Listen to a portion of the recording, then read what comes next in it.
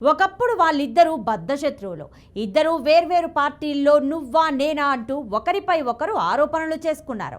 వైసీపీకి చెందిన ఆ ఎమ్మెల్యేపై టీడీపీకి చెందిన మాజీ ఎమ్మెల్యే వరుస పెట్టి అవినీతి ఆరోపణలు చేశారు. నియోజకవర్గాన్ని దోచేస్తున్నారంటూ పదే పదే ఆరోపణలు చేశారు. అటు ఆ వైసీపీ ఎమ్మెల్యే సైతం టీడీపీ మాజీ ఎమ్మెల్యేని భారీ ఎత్తున ఎదుర్కొన్నారు. డి అంటే డి అనుకున్నారు. సీన్ కట్ చేస్తే ఇప్పుడు ఒకరి గెలుపు కోసం ఒకరు సహకరించుకోవాల్సిన పరిస్థితి ఏర్పడింది. ఇద్దరి నేతల మధ్య సఖ్యత కుదురుతుందా? పార్టీల అధిష్టానాలు ఎలాంటి ఆదేశాలు ఇచ్చాయి? BRK news special report.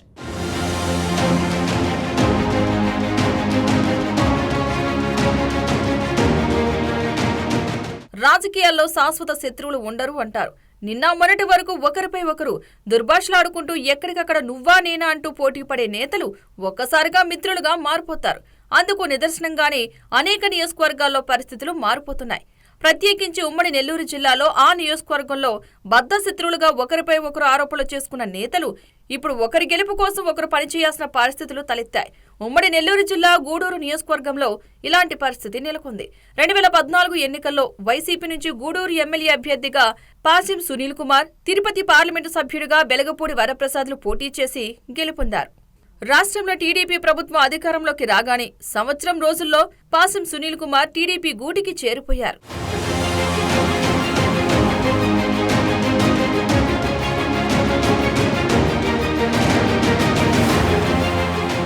Scene cut చేస్తే 2019 ఎన్నికల్లో సునీల్ టీడీపీ నుంచి ఎమ్మెల్యే అభ్యర్థిగా, ఎంపీ వరప్రసాద్ వైసీపీ నుంచి ఎమ్మెల్యే అభ్యర్థిగా పోటీ చేయగా వరప్రసాదరావు గెలుపొందారు.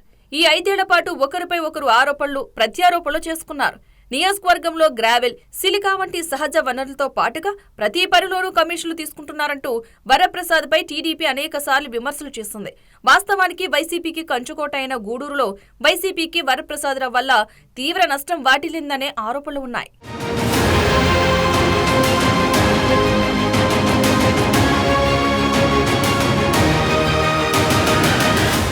మొత్తం వైసీపీ శ్రేణులంతా వరప్రసాదరావును వ్యతిరేకించాయి. వైసీపీ అధిష్టానానికి ప్రతిరోజు వరప్రసాద్పై ఫిర్యాదులు వెల్లువెత్తాయి. ఏకంగా వరప్రసాదరావు చేస్తున్న అవినీతిపై రాష్ట్ర ప్రభుత్వమే అంతర్గతంగా ఓ అధికారి ద్వారా విచారణ చేసినట్లు సమాచారం. ఈ క్రమంలో ఈసారి వరప్రసాదరావుకు టికెట్ లేదని వైసీపీ చేతులెత్తేసింది. ఎమ్మెల్సీ మేదిగ మురళిని ఎమ్మెల్యే అభ్యర్థిగా ఈ ఎన్నికల్లో బరిలోకి దింపింది. కానీ తాను ఈసారి పోటీ చేసి తీరుతానని గూడూరు ఎమ్మెల్యే వరప్రసాదరావు పదే పదే సవాళ్లు విసిరారు. తిరుపతి ఎంపీగా తనకు అవకాశం ఇవ్వాలని సీఎం జగన్ను అనేకసార్లు వరప్రసాదరావు కోరినట్లు సమాచారం.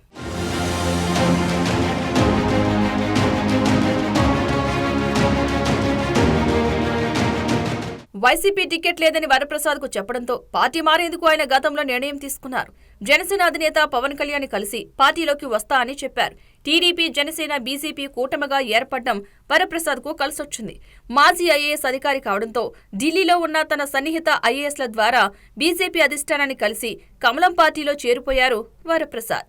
బీజేపీ సైతం వరప్రసాద్ ని పార్టీలోకి చేర్చుకున్న 4-5 రోజులకే కూటమి తిరుపతి ఎంపీ అభ్యర్థిగా తెరపైకి తెచ్చింది. ఇంతవరకు అంతా బాగానే ఉన్నా వరప్రసాద్ రాకను గూడూరులోని టీడీపీ కొంత వ్యతిరేకిస్తున్నట్లు సమాచారం. గతంలో ఆయనపై ఉన్న అవినీతి ఆరోపణలు, కార్యకర్తలతో తరచూ విభేదాలపై టీడీపీ నేతలు తలలు పట్టుకుంటున్నారు. మిత్రపక్షమైన బీజేపీలో ఆయన చేరడం, ఆయనకు ఎంపీ సీటును ఇవ్వడంతో ఆయన్ను గెలిపించుకునేందుకు టీడీపీ సిద్ధమైంది.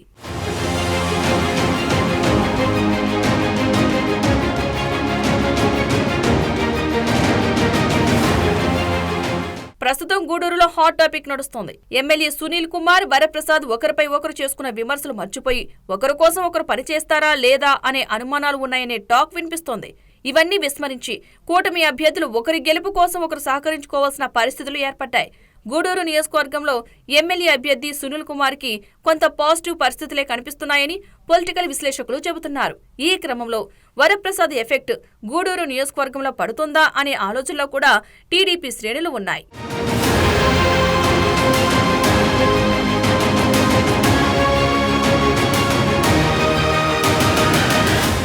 వాస్తవానికి ఎంత పెద్ద బద్ధశత్రువు అయినా ఒకే పార్టీలోకి వస్తే పార్టీ గెలుపు కోసం ఒకరికి ఒకరు సాయం చేసుకోవాల్సిన పరిస్థితి ఉంటుందని అటు టీడీపీ శ్రేణులు అంటున్నాయి. ఈ క్రమంలో వరప్రసాద్ గెలుపుకు సునీల్ కుమార్ పూర్తి స్థాయిలో పనిచేస్తారా, లేక ఈ నియోజకవర్గంలో ఓటు బ్యాంకు క్రాస్ ఓటింగ్ కి పాల్పడుతుందా? టీడీపీ నేతలే వరప్రసాద్కు వ్యతిరేకంగా పనిచేస్తారా అనే చర్చ ప్రస్తుతం వైరల్గా మారింది. ఇద్దరి మధ్య సఖ్యత లేకపోవడం, పరస్పర ఆరోపణలు చేసుకోవడం వంటి అంశాలు అధిష్టానాలకు కొంత తలనొప్పిగా మారాయి. ఇలాంటి పరిస్థితుల్లో టీడీపీ అటు బీజేపీ అధిష్టానాలు ఇద్దరు నేతల మధ్య సఖ్యతను కుదురుస్తాయా? అభ్యర్థుల గెలుపుకు ఎలాంటి నిర్ణయాలు తీసుకుంటాయి? ఇద్దరి మధ్య బంధం బీటలు వారితే జరిగే నష్టాన్ని నివారిస్తాయా అనే చర్చ హాట్గా సాగుతోంది.